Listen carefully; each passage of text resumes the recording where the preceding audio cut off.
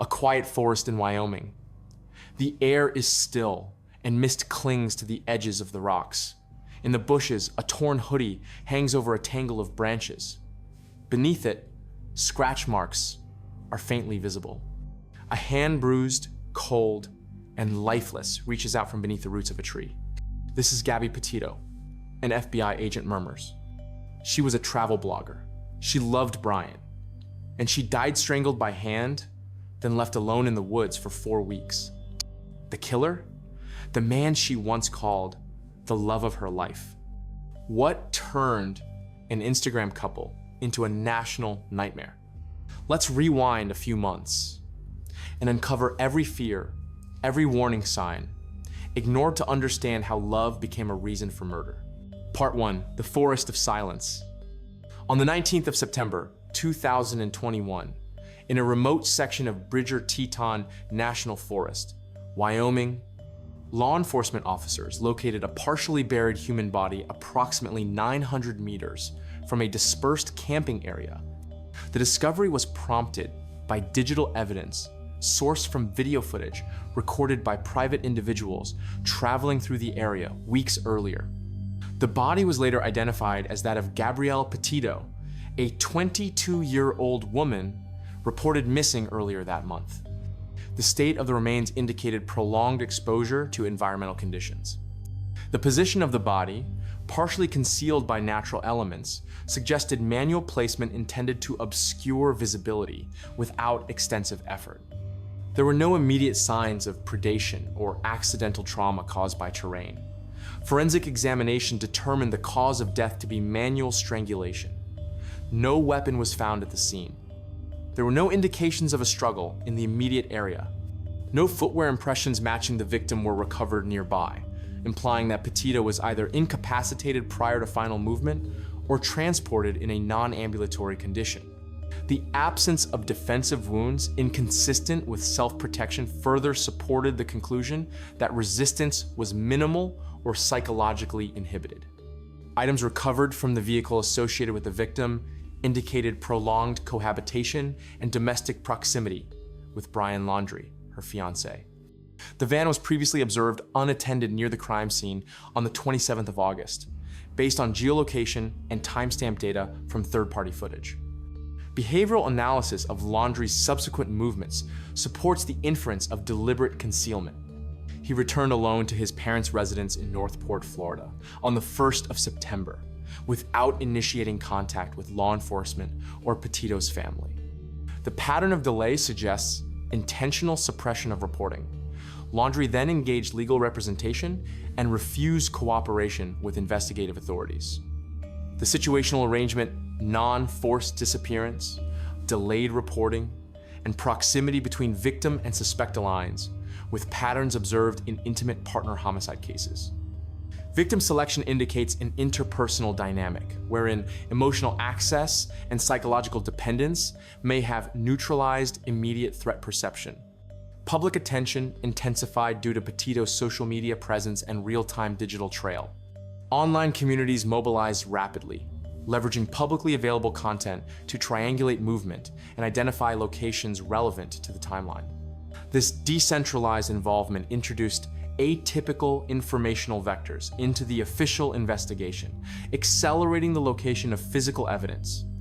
The behavior observed in digital responders reflected a convergence of emotional identification and investigative mimicry, frequently seen in high-profile disappearances involving female victims with public familiarity. The delayed discovery of the body, combined with minimal evidence of immediate violence or vocal alert, raises questions regarding the psychological environment prior to the event. The victim's documented behavior during prior law enforcement interaction on the 12th of August displayed characteristics of internalized blame, submissive posture, and protective rationalization toward the suspect. These responses are consistent with coercive control frameworks and suggest a prolonged pattern of behavioral conditioning. The spatial distribution of physical evidence, absence of signs of forced restraint, and rapid decomposition timeline limit the capacity for retrospective behavioral reconstruction. However, the nature of the concealment and method of homicide suggest a controlled environment with psychological leverage rather than opportunistic violence. Further profiling of Laundrie's behavioral trajectory post-incident remains necessary to evaluate the degree of planning versus impulsivity, particularly in relation to the selection of concealment location, use of the victim's vehicle, and digital silence following the event. Part 2, the van life drive EAM. In June 2021, Gabrielle Petito and Brian Laundrie initiated a planned cross-country travel project, utilizing a customized white Ford Transit van. The trip was publicly framed as a van life journey, with regular social media updates, including video blogs, photographs, and curated narratives intended to document the couple's experiences. These postings were frequent, visually consistent, and oriented toward an audience familiar with digital lifestyle content. Analysis of the media content produced during the early stages of the trip reveals distinct behavioral dynamics.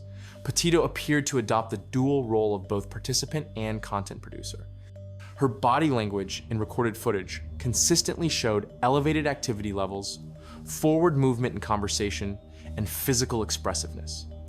Laundrie presented with reduced verbal contribution, minimal engagement with the audience, and a pattern of spatial withdrawal during on-camera segments.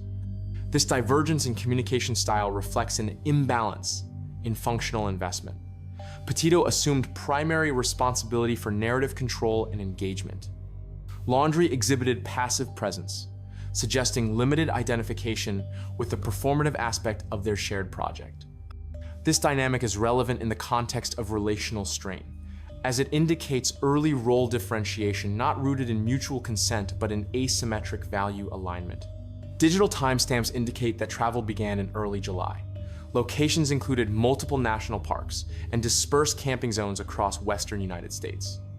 While initial posts were regular and cohesive, frequency and tone began to shift in early August. Several uploads featured Petito alone, with fewer references to shared activity.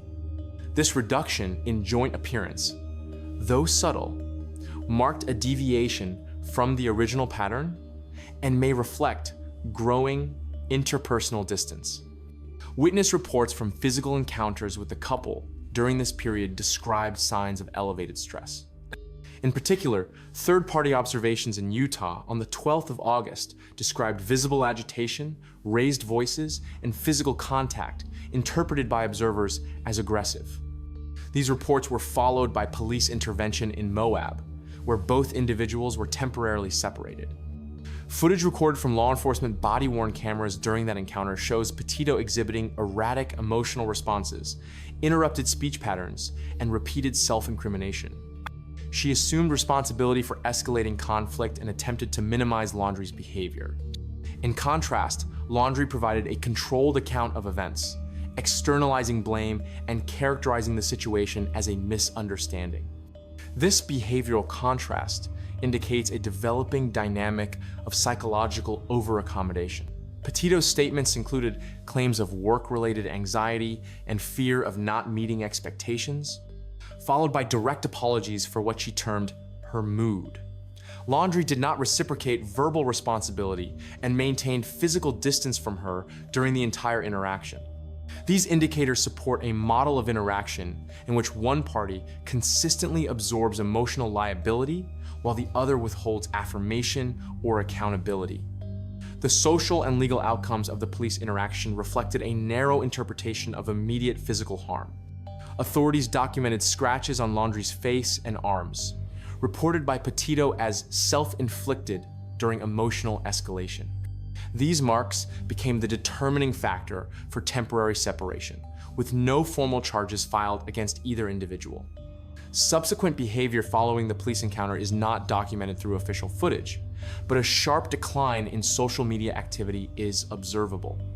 The interruption in public content following a prior pattern of daily engagement implies a significant alteration in either access to digital tools or mutual agreement to suspend updates. This pattern disruption, occurring shortly after known psychological distress and confirmed interpersonal conflict, supports the hypothesis of deteriorating relational stability. Online discussion forums and user-generated analysis of the couple's earlier content often focused on perceived compatibility and lifestyle aspiration. However, behavioral review of interpersonal interaction suggests latent indicators of dependency, emotional misalignment, and unilateral investment. The public narrative concealed underlying strain that may have contributed to decision-making dynamics during the later stages of the journey. Petito's behavioral responses during documented conflict, including minimization of harm, automatic self-blame, and concern for the legal consequences faced by Laundrie, consistent with prolonged exposure to interpersonal coercion. These indicators do not confirm physical violence at earlier stages, but suggest a relational environment shaped by psychological imbalance and anticipatory compliance. The cessation of communication and lack of documented interaction in the final days of August remains uncorroborated by primary sources. The absence of time-stamped evidence during this phase creates a temporal gap critical to reconstructing behavior escalation. The analysis of this period depends on inferential review of pre-existing patterns and their abrupt termination. The progression from public collaboration to communication silence, combined with behavioral asymmetry and deferred reporting, requires further examination of Laundrie's affective state and control-seeking behavior. The next phase of analysis will address the behavioral implications of his return to Florida and the suppression of information following the disappearance. Part 3, Red Flags, Ignored. On the 12th of August, 2021 officers from the Moab City Police Department in Utah responded to a report of a domestic incident involving Gabrielle Petito and Brian Laundrie. The call originated from a bystander who observed a physical altercation in a public space. The subsequent law enforcement encounter was recorded using body-worn cameras and released publicly following the investigation. The recorded footage provides a rare instance of direct observation of both subjects under real-time psychological stress. Petito exhibited signs of acute emotional instability, including hyperventilation, tremors, and persistent crying. Her verbal responses were fragmented, often self-critical, and framed the situation as a consequence of her own behavior. She minimized Laundrie's involvement and apologized repeatedly for escalating the dispute.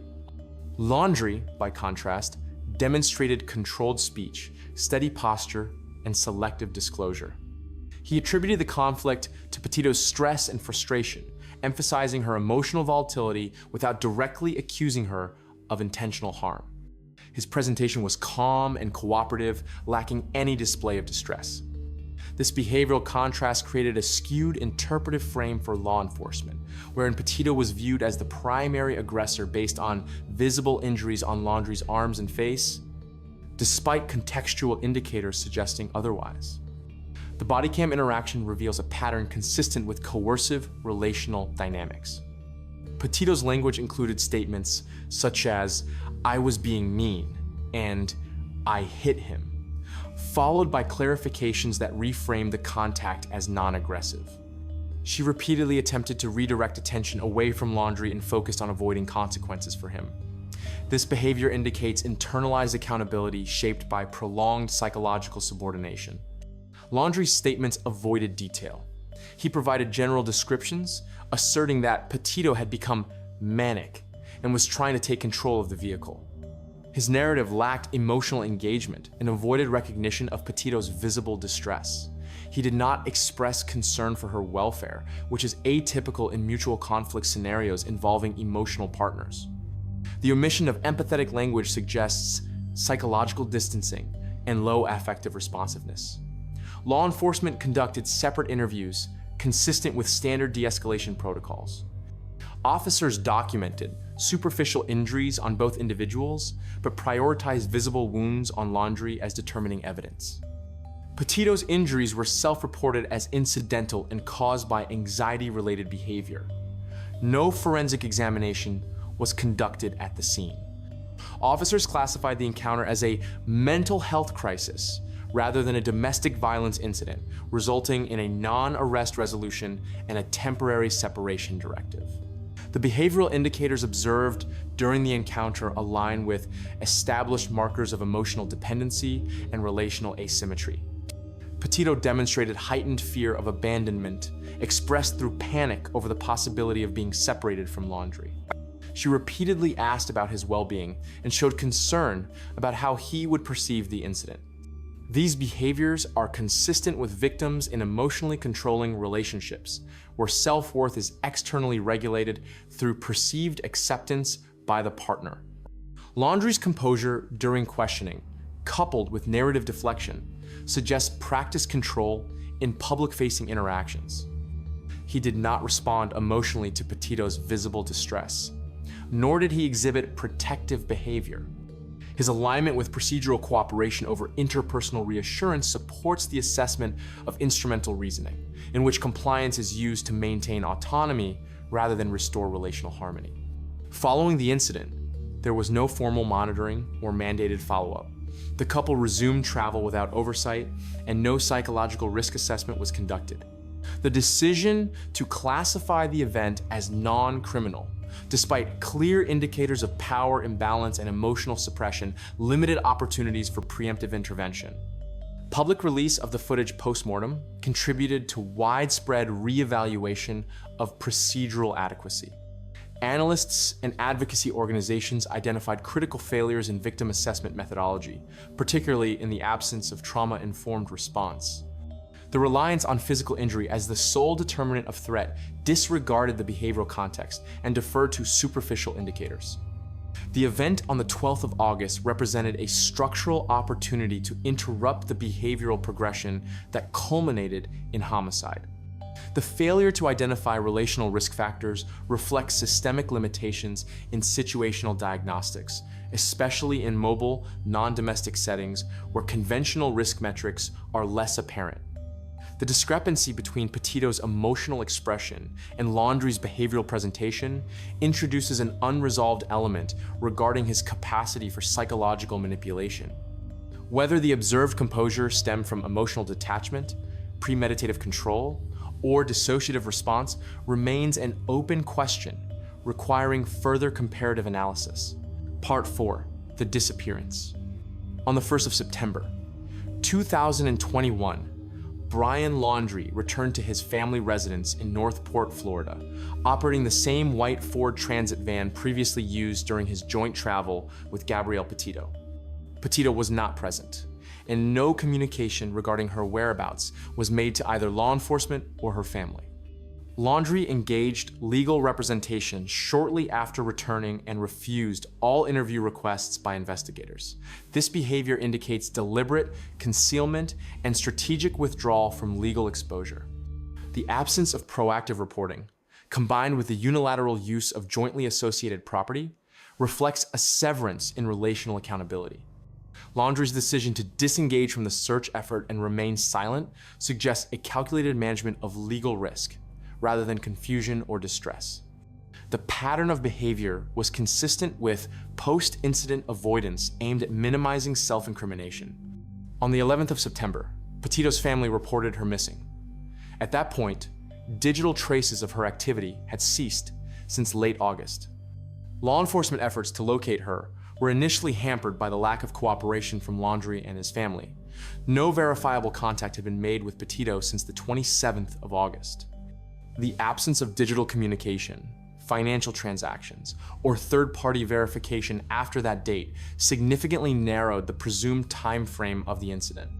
Public interest in the case escalated due to Petito's active online presence and previous travel documentation.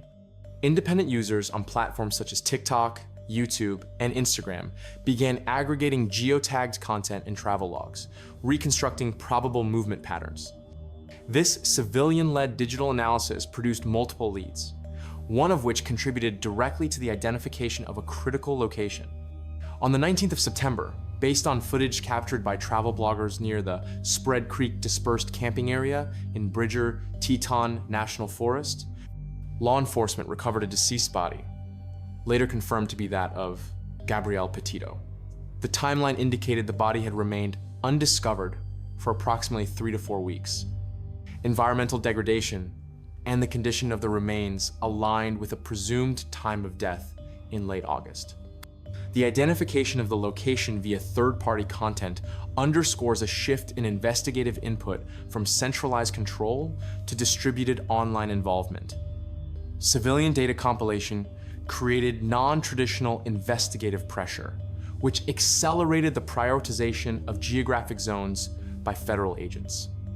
While unofficial, the behavioral pattern of online participants demonstrated high investment parasocial engagement and investigative mimicry, characteristics commonly seen in high-profile missing persons cases with media visibility.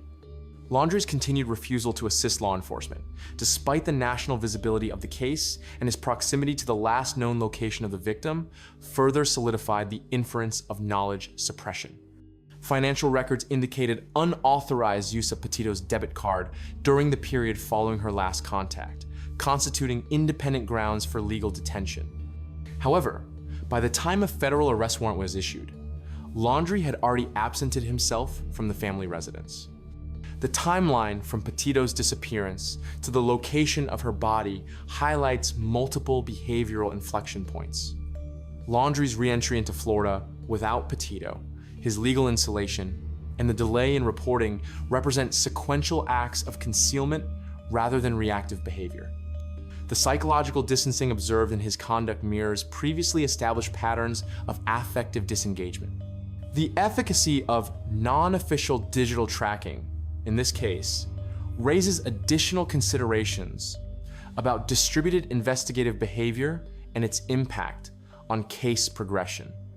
The accuracy of geolocation data, time-stamped imagery, and content sequencing by private users demonstrated an emergent model of collective intelligence.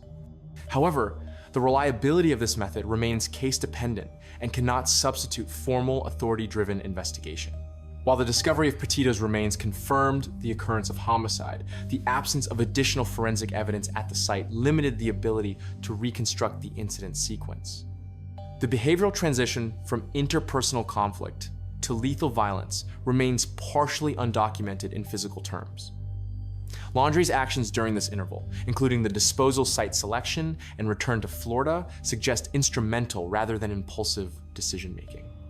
The alignment of concealment, communication, cessation, and logistical disengagement indicates a post-incident response focused on evasion and preservation of autonomy. The next stage of analysis must examine Laundrie's behavior following his disappearance from Northport, including the implications of his evasion tactics and psychological trajectory during fugitive status. Part 5, The Confession That Lied. On the 20th of October, 2021, law enforcement recovered human remains, later identified as Brian Laundrie in the Myakkahatchee Creek Environmental Park, Florida.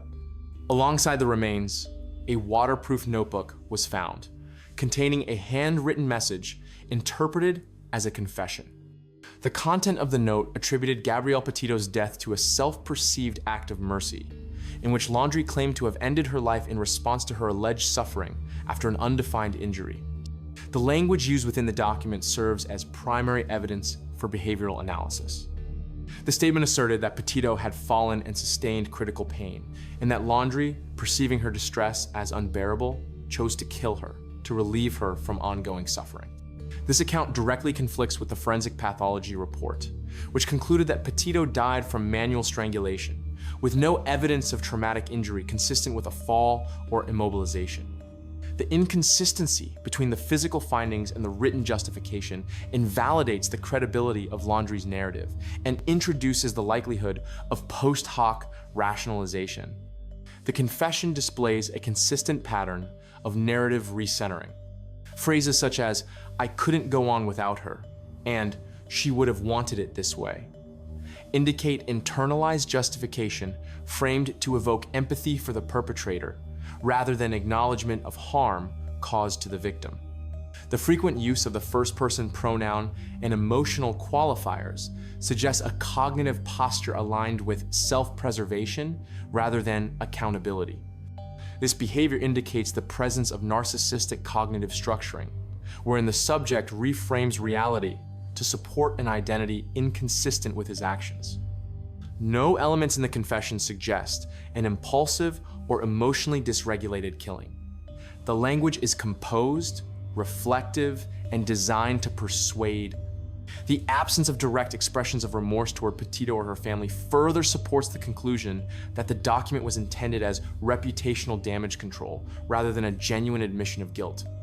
The act of writing and preserving the note in a protected container suggests premeditated narrative construction.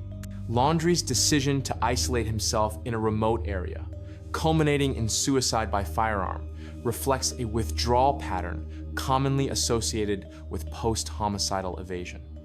The act of self-termination in such contexts may arise from a convergence of anticipated legal consequences, loss of perceived control, and preservation of agency through voluntary exit. The concealment of his location and the delayed discovery of his remains indicate spatial and logistical planning, consistent with avoidance behavior rather than panic-induced disappearance. The confession's core claim that the homicide was an act of compassion constitutes a distorted interpretation of victim-perpetrator dynamics. No corroborating evidence supports the existence of injury or a plea for euthanasia. Instead, the presence of defensive wounds on the victim's body and the method of death implicate a violent interpersonal conflict, likely rooted in psychological escalation rather than external threat. The note also reflects manipulative framing techniques. It externalizes responsibility onto perceived circumstances while masking volitional agency. The phrasing redirects moral attention away from the consequences of the act and toward the internal emotional state of the perpetrator. This linguistic pattern is typical in statements authored by individuals with high self-referential cognition under forensic scrutiny. Law enforcement did not recover any audiovisual material supporting the claim of accidental injury or victim consent.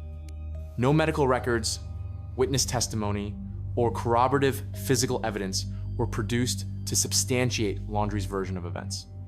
In absence of such data, the written confession must be interpreted not as factual disclosure, but as an artifact of post-criminal cognitive justification. The case concluded with the dual deaths of both involved parties, eliminating the possibility of trial or formal adjudication. As a result, interpretive authority rests on indirect indicators, forensic evidence, and behavioral profiling. The lack of contradiction in Laundrie's final narrative does not indicate truthfulness, but rather the unilateral control of postmortem storytelling, absent the capacity for cross-examination. The incident underscores critical limitations in identifying coercive behavioral patterns in transient populations. Petito's psychological profile, observed in prior law enforcement interaction, displayed signs of emotional deference and suppression, which were not recognized as red flags during initial contact. Laundrie's affective neutrality, compliance, and verbal control facilitated a misclassification of risk and enabled continued exposure to a volatile relational environment. The case illustrates the interpretive challenge posed by perpetrators who maintain composure under scrutiny, utilize narrative manipulation, and engage in strategic self-isolation. It further highlights deficiencies in institutional protocols when evaluating emotionally complex domestic dynamics, particularly in mobile, non-residential contexts where physical evidence is minimal and victim testimony is subdued. The broader implications of the case extend to public perception of psychological violence, the limitations of reactive law enforcement response, and the risks posed by misinterpreting emotional expressions as reliable indicators of threat origin. Behavioral indicators of coercive control often precede physical violence, but may remain unclassified due to their non-criminal presentation. While the physical investigation has concluded, the behavioral dimension of this case remains instructive for future profiling methodology. The manipulation of narrative after the commission of a homicide, when coupled with controlled public disengagement and strategic legal insulation, represents a pattern of calculated behavior that challenges conventional reactive threat assessments. What are your thoughts on the behavioral conclusions presented here? Do you agree with this interpretation, or would you classify it differently?